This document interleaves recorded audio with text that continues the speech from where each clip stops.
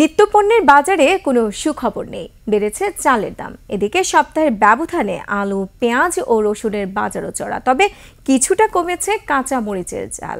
বিস্তারিত মাহিলা ইসলামের রিপোর্টে। কোনোভাবেই স্বস্তি ফিরছে না নিত্যপণ্যের বাজারে।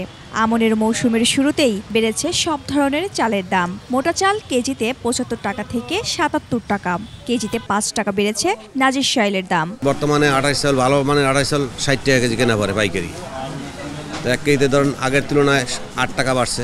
পেঁয়াজের ঝাঁঝ আরও বেড়েছে, কেজিতে ফের বেড়েছে ১০ টাকা।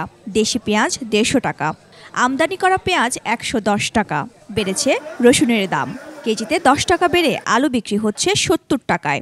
ইন্ডিয়ান পেঁয়াজ গত সপ্তাহে বেচছে ১০৫ টাকা, ১১০, এইবার সপ্তাহে ১২০ টাকা, কেজিতে ১০ টাকা বেড়েছে।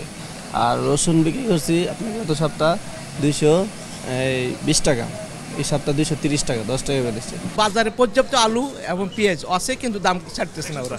তবে কিছুটা স্বস্তি শীতের সবজিতে। গত সপ্তাহের তুলনায় সব ধরনের সবজির দাম কেজিতে ১০ থেকে ২০ টাকা কমেছে।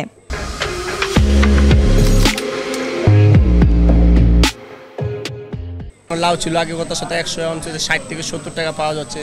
সব ধরনের শাক ছিল ৩০ থেকে ২৫ টাকা দিয়ে, সপ্তাহে ১৫ টাকা পাওয়া যাচ্ছে পার পিস। টমেটো ছিল ২০০ টাকা কেজি, এখন হচ্ছে ১৪০ টাকা কেজি। প্রতিটি পণ্যের দ্রব্যমূল্য বেড়েই চলছে, প্রতিদিন বেড়ে চলছে। ব্রয়লার মুরগির দাম বেড়েছে কেজিতে ১০ টাকা, তবে কিছুটা দমেছে ডিমের দাম। সোনালী মুরগিটা এখন ৩১০-২০, দেশি ৫৬০, ৫৫০, ব্রয়লার ২০০। আগের দামে বিক্রি হচ্ছে মাছ, গরু ও খাসির মাংস। মাহিলা ইসলাম, ২১ টেলিভিশন, ঢাকা।